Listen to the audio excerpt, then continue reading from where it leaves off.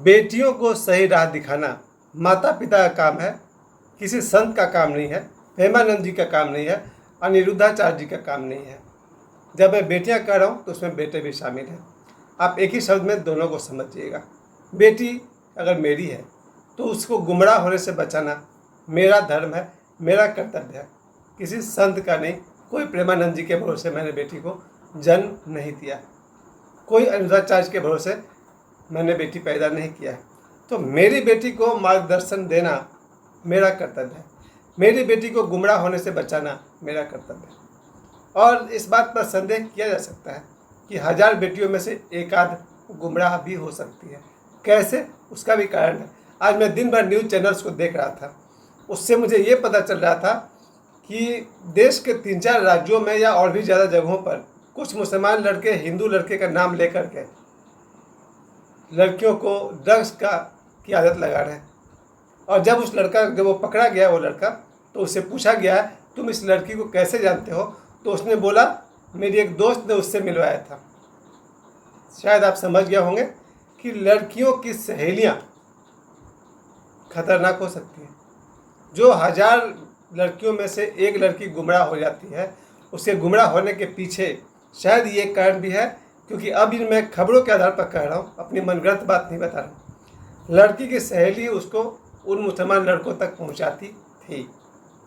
ये आज की न्यूज़ की मैं बात कर रहा हूँ, आज यानी कि 2 अगस्त 2025, कि देश में कई जगहों पर ड्रग्स की आदत हिंदू बेटियों को लगाई जा रही है और उसके बल पर उनका धर्मांतरण किया जा रहा है। कम से कम 4 शहर का उसमें न्यूज़ था, उत्तर प्रदेश, मध्य प्रदेश, इन सब जगहों का। इसको और साफ साफ शब्दों में समझिए, किसी लड़की को उसकी सहेली अगर गलत लड़के से मिलवाती है, और ये मैं अपने जीवन में आंखों देखी बात कर रहा हूँ, क्योंकि हम भी 53 साल के हैं, तो हवा में नहीं हो गए हैं, ज़िंदगी गुजारे हैं हम। ये सच है कि लड़के अपने दोस्तों को भी लड़कियों से मिलवाते हैं और लड़कियाँ अपनी सहेली को भी दोस्तों से मिलवाती है, ये आम बात है।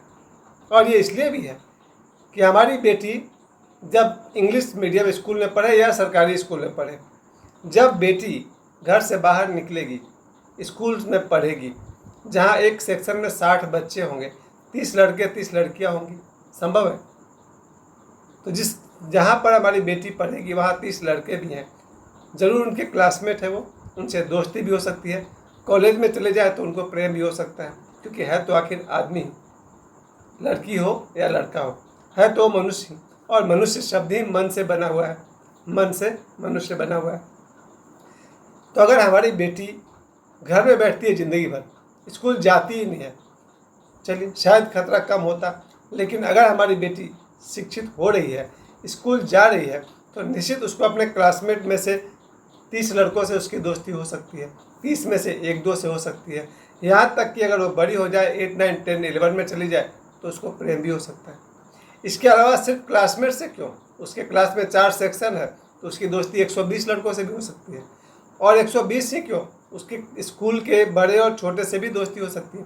यानी एक लड़की जब स्कूल में पढ़ती है तो उसका परिचय सैकड़ों लड़कों से होता है।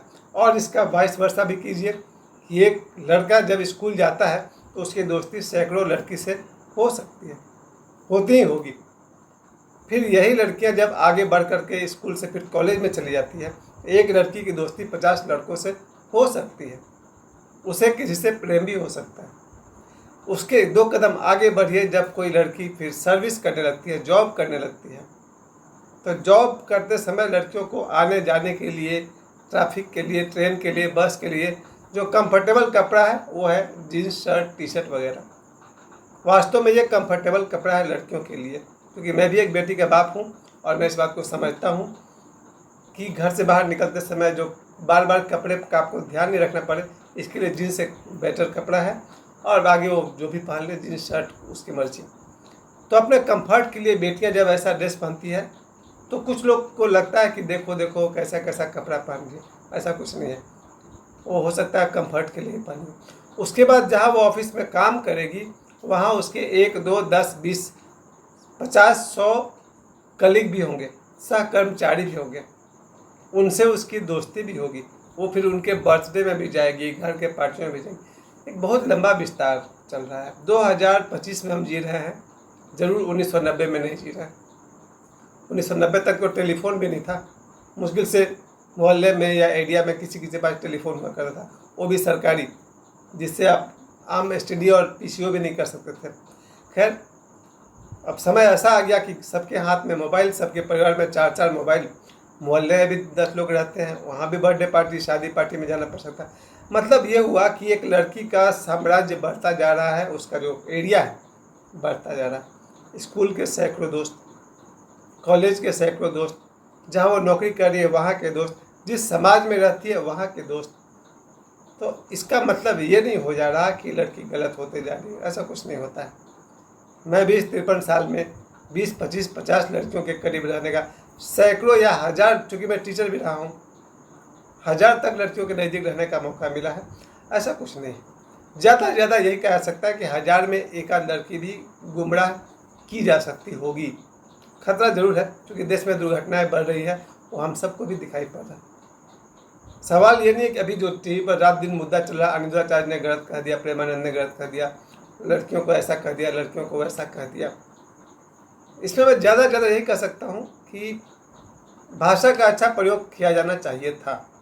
अनिरुद्धाचार्य ने जो शब्द कहे हैं वो शब्द मैं नहीं कह सकता हूँ, वो जोश आवेश में गलत तरह से बोल गए हैं। एक टीवी पर तो एक औरत को इतना बुरा लगा कि बार बार उसी वर्ड को रिपीट कर रही थी। मुझे लग रहा था कि भाई बुरा तो लगा है।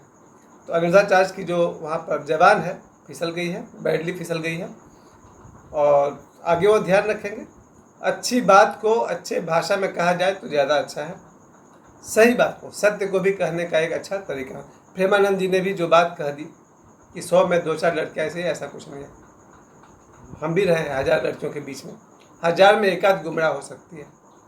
आखिर हम भी तो दुनिया देखे हैं, ऐसा नहीं कि प्रेमानंद जी दुनिया देखें और हम नहीं देखें, बिल्कुल देखें। 1000 लड़कियों के बीच मुझे रहने का मौका मिलता है, क्योंकि मैं टीचर भी हूँ।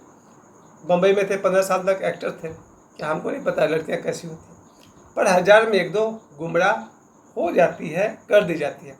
उसमें से एक तरीका है वो ड्रग्स वाला, जो अभी इस्तेमाल किया जा रहा है।